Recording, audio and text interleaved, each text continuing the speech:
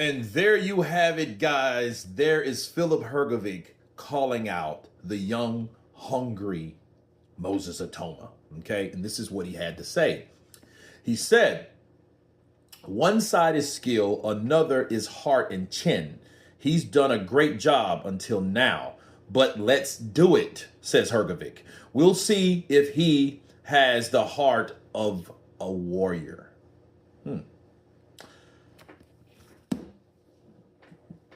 And let me counterpunch. I think Filip calling out Moses is a big jump for Moses, because remember, Filip was like right there to be the IBF champion. If he would have beat Dubois, he would have been the IBF heavyweight champion of the world. And then you go from that to Moses.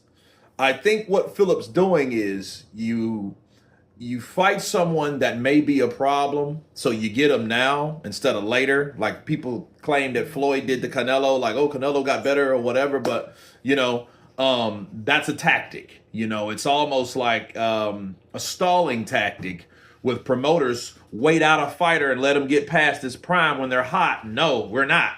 But when they're not hot, yes, we're all in. And I think what he's doing the opposite.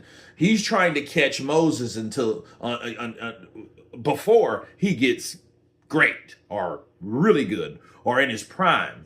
But what he doesn't understand about Moses, I think, has probably already peaked. It's just we're not going to know that until he does fight someone like Filip Hrgovic.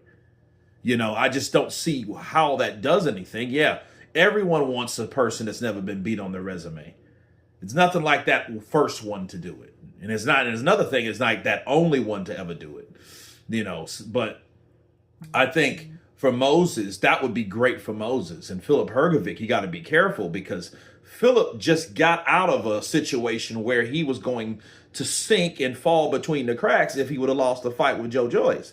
Now you want to take on a guy that is young, hungry, strong, right? Talented, like he said, skill, but then he questions his heart,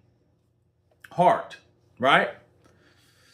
And I think Filip did the same thing to Daniel, but he had a reason to, because Daniel quit a couple times. He gave us some moments in his career where people thought that he didn't, or he had lack of heart.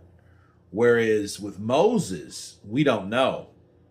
Moses is a guy that he hasn't been tested by someone like that. He hasn't been in the ring with someone like that. However, he did knock out a guy really simply easy in the first round that it took Filip Hrgovic 12 rounds to handle. You know what I mean? So yeah, mutual opponent, Dempsey McKean.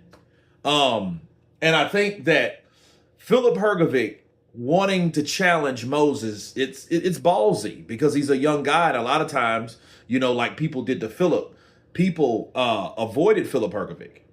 And Animal was avoided by a lot of people, Andy Ruiz, Luis Ortiz, because on down that IBF list was a group of people that whenever that fight was introduced to them, they were like, no, we're not doing it, right? So he kept bumping his way up until he finally got a fight of his liking. And then the Michael Hunter thing, that didn't happen. And, so Filip Hrgovic, he's looking for a fight. It's a clever move by Filip, because he feels that this guy doesn't have the heart, or drag him into later rounds, kind of how like Klitschko tried to do to AJ, and we all know how that went.